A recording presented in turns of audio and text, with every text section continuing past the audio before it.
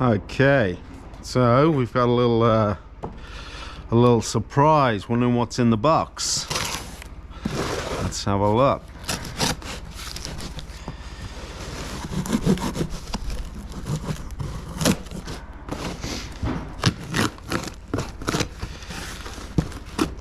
Let's get that out of the way. Okay.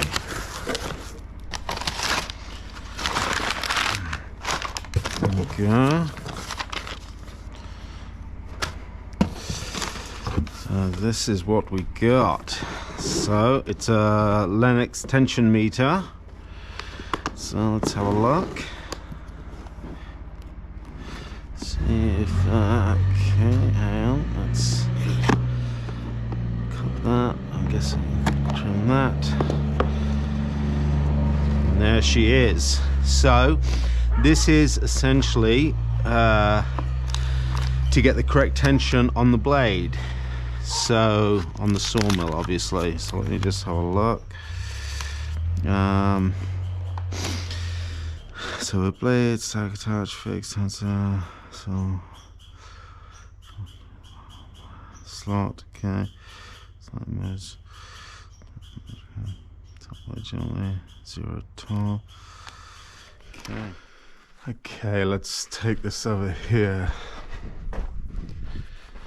So let's put that there a second. So how I tension it, I've got this cylinder. Well, actually, here's the cylinder, and this obviously pumps it up. So I pump the handle. It pushes the cylinder out that way, and pushes on that plate. If I come around here, so it pushes on this plate, and then this plate is attached to this sleeve. And then if you have a look, you can see that the idle shaft or the idle wheel is attached to this sleeve. So then obviously the ram pushes this way, and that's what tensions the blade. So let's get this set up a sec, then let's just get a little tension on there. Then so and what it said was to attach the fixed arm first, and then it said do one turn, about one turn.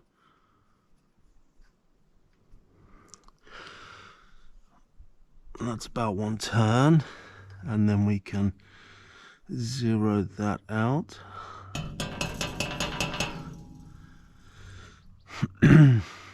So there you go. Just tying that up. Right. So what I have been doing previously is tensioning this up to 3,500, which obviously doesn't tell me how tight the blade is. So, which hence why I needed this tension meter. So what I will do is, I think first of all I will tension it up. Oh, must have been a little frozen. Let's tension that up to where I would normally tension it and see where it is. So I would probably tension up about there. Yeah, and that's what I thought. So we're only at 17,500 psi, and we've got to be round at the between 25,000 and 32,000, it says there. But here actually it's 25,000 and 30,000. So as long as we're in that sort of green band, then we should be good. So let's just get it in that green band and see.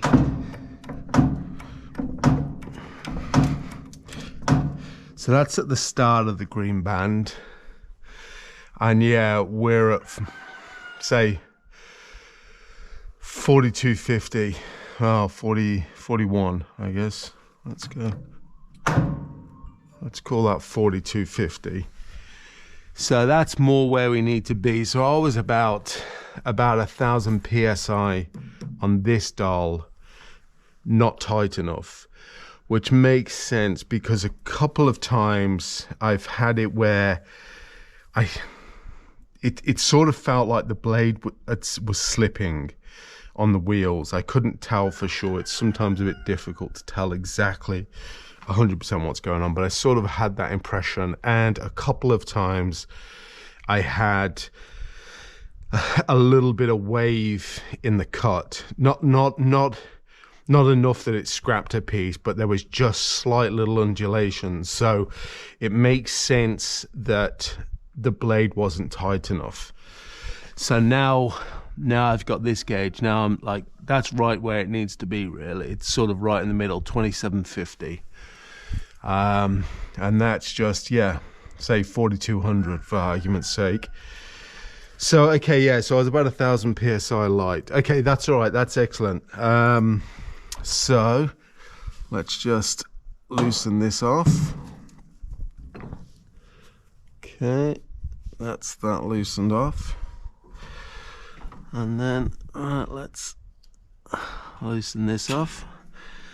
Okay, excellent. So that's what it is. It's the Lenox tension meter. And that's what it's for. And fingers crossed,